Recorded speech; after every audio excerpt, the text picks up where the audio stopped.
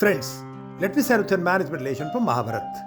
This is on transformational leadership in the lens of Mahabharata. Transformational leadership is a leadership style where leaders inspire and motivate their team members to achieve extraordinary outcomes by transforming their beliefs, values, and goals. It goes beyond managing day-to-day operations and focuses on creating a vision for the future, fostering innovation, and encouraging employees to reach their full potential. Key characteristics of transformational leadership. Transformational leaders articulate a compelling vision that inspires and motivates their team. They use enthusiasm and optimism to rally individuals towards achieving organizational goals. Transformational leaders encourage creativity, innovation, and critical thinking. They challenge existing norms and empower team members to explore new ideas without fear of criticism. This involves mentoring, coaching, and providing opportunities for personal and professional growth. An excellent example of transformational leadership from the Mahabharata is Krishna's leadership during the Kurukshetra war. At the onset of Kurukshetra war, Arjuna was confused by emotional turmoil, unable to fight against his relatives and respected elders. He let down his weapons, questioning the righteousness of the war.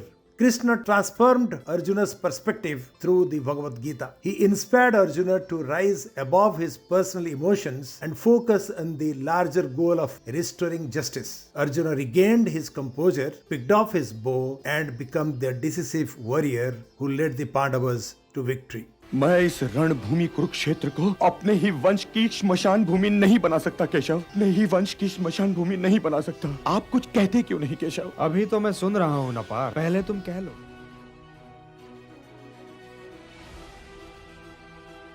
कहने को क्या है केशव? कहने को क्या है? मैं अपने कुल के शवों पर अपना राजभवन नहीं खड़ा कर सकता। मैं उस राजसुख का क्या करूंगा जिससे भरतवंश के लहू की महक आ रही होगी? जिन गुरुजनों के चरणों पे सिर रखा उन्हीं का सर काट फेंकूं?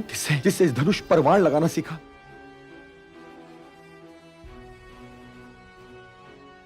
उसी पर वाण चलाऊं केशव? मुझे इन मूल्यों पर विजय नहीं चाहिए केशव। मुझे इन मूल्यों पर विजय नहीं चाहिए। पृथ्वी का राज्य तो फिर भी पृथ्वी का राज्य है। मुझे इन दामों त्रिलोक का राज भी नहीं चाहिए। दुर्योधन भी है तो मेरा ही भाई ना।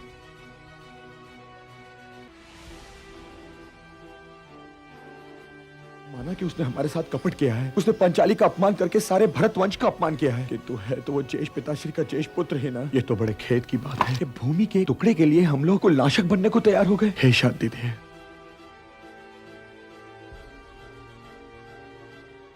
यदि सब कुछ खोकर भी मुझे शांति मिले और मैं कुल के नाश के पाप से बच जाऊं, तो ये शांति बहुत सस्ती है केशव। ये शांति बहुत सस्ती। कुतस्त्वा कश्मलमिदं विषमे समुपस्थितम्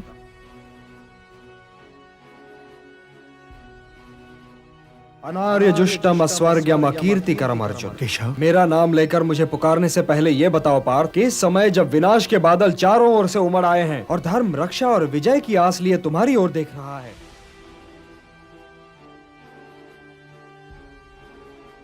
इस संकट की घड़ी में तुमने कायरता के इन हीन भावों को अपने हृदय में आने कैसे दिया? श्रेष्ठ पुरुष तो यूं विषाद में डूबा नहीं करते। धर्म और अधर्म के बीच संघर्ष की इस निर्णायक घड़ी में नपुंसक न बनो पार्थ, नपुंसक न बनो। हे परंतप, हे शत्रु संहारक, हे धनंजय, तुम्हारे ये भाव अनार्य हैं। ये तुम्हें स्वर्ग से गिरा देंगे और कीर्ति से भी, और तुम स्वयं ही अपने तिरस्कार का कारण बनकर रह जाओगे। इसलिए हे पार्थ, हृदय की इस दुर्बलता को त्यागो और युद्ध के लिए खड़े हो जाओ।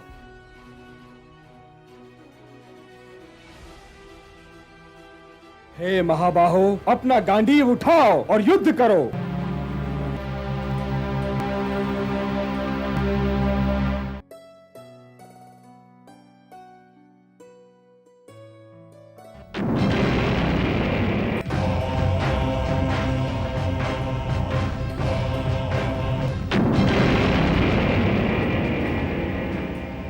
Devising the strategy to defeat Bhishma. When Bhishma proves invincible on the battlefield, Krishna advises Arjuna to seek Bhishma's permission to defeat him, knowing Bhishma's oath to fight without personal enmity. Krishna demonstrates humility and respect for elders while providing innovative solutions to complex problems. Bhishma is respectfully neutralized, allowing the Pandavas to progress in the war without ethical dilemmas. बड़े भैया जाएं और गंगा पुत्र ने इन्हें जो विजयी होने का आशीर्वाद दिया था उसे लौटा आए। उनका आशीर्वाद लौटा वासुदेव? हाँ बड़े भैया, यदि उनके आशीर्वाद और आपके बीच स्वयं वही धनुष में वाण लगाए खड़े हैं तो फिर उनके उस आशीर्वाद का क्या अर्थ? भूखे के सामने सोने की थाली, किंतु ऋक भूखा क्या थाली खाएगा बड़े भैया? यदि उन्होंने विजयी होने का आशीर्वाद दिया है तो उनके उस आशीर्वाद की रक्षा भी तो वही करेंगे ना। किंतु माधव, पर किसी किंतु का तो प्रश्न ही नहीं उठता। वे जानते थे कि इस धर्म युद्ध में वे तुम्हारे विरोध में युद्ध करें। वे ये भी जानते थे कि उन्होंने इच्छा मृत्यु का कवच पहन रखा। वे ये भी जानते थे कि कौरव सेना के प्रधान सेनापति स्वयं वही हैं।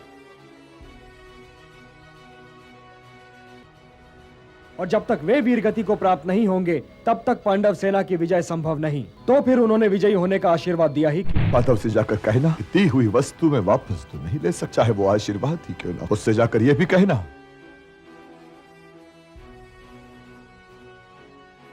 कि वो तो भली भांति जान के अंत में जीत तो उन्हीं की हो, क्योंकि वही आरंभ है, अंत भी वही और मध्य भी वही। वो ये भी जानते कि तुम्हारे और तुम्हारी विजय के बीच से इस गंगा पुत्र भीष्म को